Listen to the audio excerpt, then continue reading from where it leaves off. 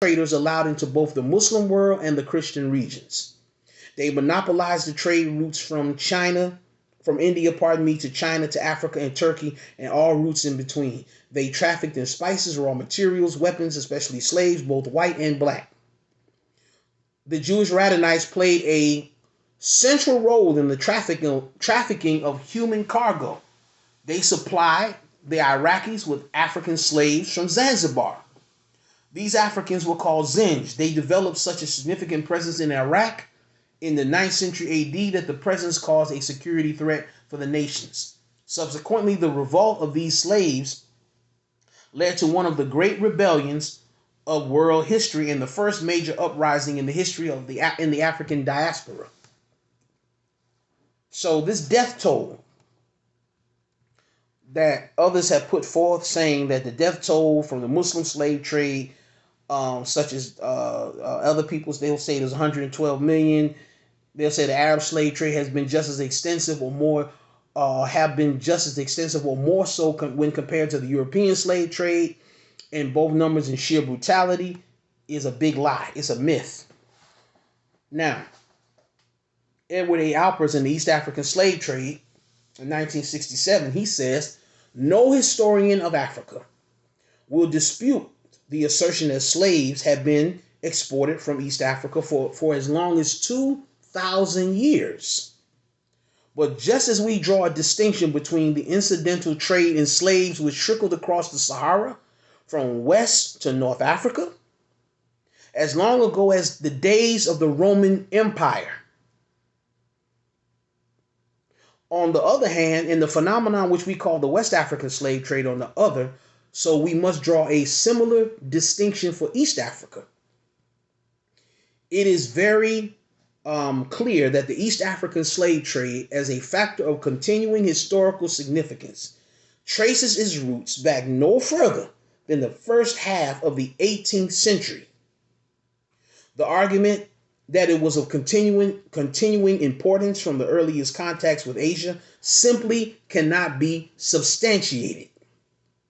The slave trade as a factor in modern history of East Africa does not trace its roots back thousands of years. The old stereotype idea that most slaves were seized by marauding bands of Arab and Swahili traders is just another one of the myths which have grown up around the East African slave trade. The horrors of the slave trade were most pronounced during the last quarter of the 19th century. That was from the East African slave trade by Edward A. Alpers, a Nairobi East African Publishing House, 1967, page 4. The Historical Encyclopedia World Slavery by Junius P. Rodriguez. He says, from 650 to 1600, approximately 3.5 million to 10 million people were removed from Africa by the East African slave trade. These figures, should be contrasted with numbers taken from 1650 to the end of the Atlantic slave trade, where estimates range from over 11 million to more than 20 million.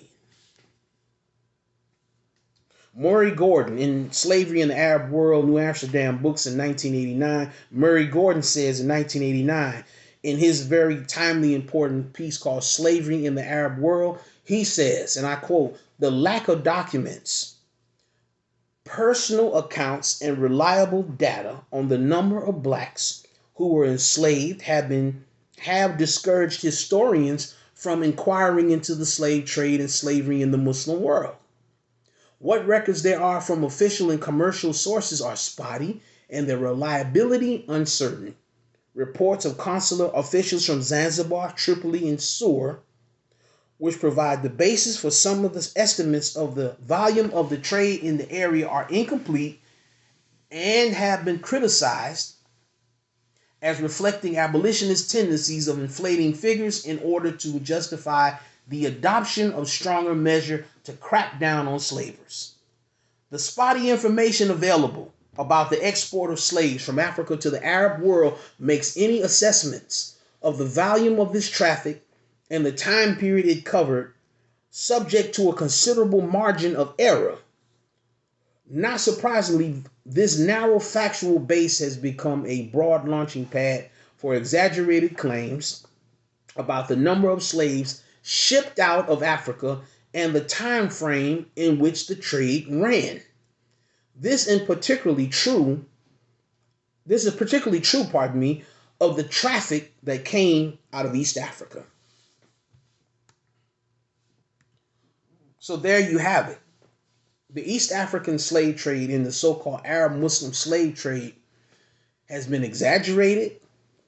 It's been overemphasized and in most cases been used by Western powers that have written polemics against and trying to discredit, destroy, demonize the Muslim world. Now, we will not say that no Arabs were involved, but we must understand who those Arabs were, and mostly non-Arabs, such as the Persians, the Turks, the Byzantines, etc., white Syrians, or what have you, who are Arabized settlers into the Near East, are the ones responsible for the setting up and the removal of certain peoples during a certain period of time.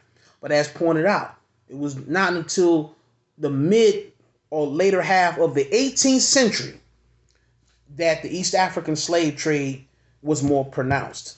When Islam left, or the Muslims brought Islam to Africa, it was spread by religious specialists and merchants, not soldiers, not warriors. So that is a myth and that is a lie that they continue to tell. And this thing about Arabs has to be understood, because non-Arab, the Persians are not Arabs. The Persians are non-Arab. The Persians are Indo-Aryan. The word Iran comes from the word Aryan. They are Indo-Aryan people. In fact, in their literature, the Iranians will tell you that they are the most hook-nosed of all of the European peoples. They are not Arabs. If you call an Iranian an Arab, he'll be mad at you. It'll be the same as calling us a nigger. So Negro or something. So don't make the mistake. You got to know history. And you should know the differentiation between Arabized Arabs and real Arabs. Because it was the Arabized Arabs that settled into the Near East, the Middle East, the Near East, so have you, settled into Arabia. Those are the ones that took over the religion, hijacked it, and became the purveyors of Islam. And the anti-black sentiment that rose into Islam against Africans or blacks was literature from whites. So it was not the Islamization of Africa that destroyed African culture. It was Aryanized Arabs that hijacked the religion and weaponized it against black people. It was not Islam and it wasn't Muslims. Okay, so that has to be understood. We need to stop making these claims that as I responded to someone on Instagram with a video they sent me of an African arguing with an Arab, and one of the things I think I posted 10 pages of my response to that video. And one thing has to be understood from that Instagram video of the African brother who was straightening out this so-called Arab. The one he was talking to was not a real Arab. He's an Arabized Arab or Mustariba Arab. He's not a real Arab in the sense of the word, but he's a descendant of the peoples that came into the Near East, foreigners, and then later mixing with the original Arab, producing this hybridized, light-skinned, fair-skinned, so-called Arab that was the mixture of the Arab. Remember, the Arabs who were black conquered, went into Iraq, went into Iran, toppled them. It was Sa'd ibn Waqqas, who was the black uncle of Prophet Muhammad, and Khalid ibn bin Walid, who went into Iran, into Iraq, and toppled and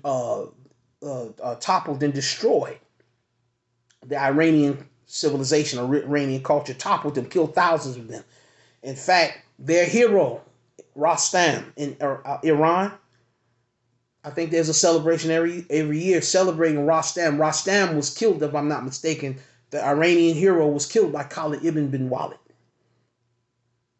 So this needs to be understood. That Africans, black people, originated Islam, are the bringers of Islam, the inheritors of Islam, and that Allah is not a foreign God to African peoples, that Islam, as well as the God of Islam, is an African God. It is a Pan-African God. And this what has to be understood.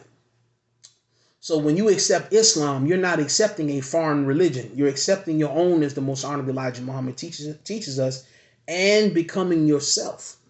Your own self is a righteous Muslim. Islam is your nature. It is your natural born inheritance. It is your religion by nature. You were not a Christian. You were made a Christian by your white slave masters. And this thing about Africa, well, I need to do a part 2 on the slavery in Africa, because there are other African states that owned Africans as well. But that has to be understood. In Africa, we understand African tribalism. We understand indentured servitude. When African nations was at war with each other, in sometimes brutal wars, or if they captured you, you didn't become a regular POW. In most African cultures, when Africans were at war with different Africans, when they enslaved other Africans, those Africans that they enslaved, those other peoples from a warring opposite tribe or civilization, when they took them into their civilization, they became a part of their family, could own land, in most cases became rulers, and could marry into the family of those kings of those subject people, those peoples that they were subjected to. And see, that has to be understood. Especially this thing about the West African slave trade that was set up by the Portuguese. And then the peoples that were there were not real Arabs. They were Arabized settlers. Okay? That were there before them. But the Portuguese are the ones that set up the West African slave, along with Christopher Columbus. But I just pointed out to you, and go back and watch the video again, that the peoples that it was the Aryanization of Islam, the whitening of it was whites that hijacked the religion of Islam, that were the ones that were bringing and enslaving Africans, and their European counterpart came in and brutalized us even more and worse. But you have to understand, Islam entered Africa peacefully and was spread by religious specialists and merchants, not soldiers. And this has to be understood. And so we'll do a part 2 on that, because we need to talk about the Lincados. We need to talk about the West African slave trade. We need to talk about how the Portuguese took the people to the island of Cape Verde off the west coast of Africa, and after raping black women, producing a mixed hybrid African breed, taught them and raised them, and then sent them back to Africa to set up slaving and trading posts.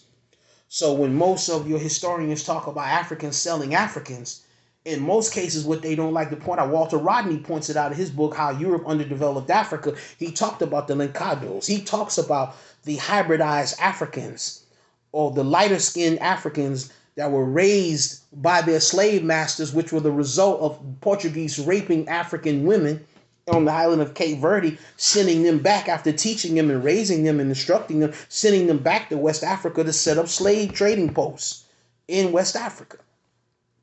It is said that maybe Christopher Columbus was a Lincado, because in our lessons it says the Honorable Elijah Muhammad has taught us Christopher Columbus was a half original man, which means he had a black father and a white mother.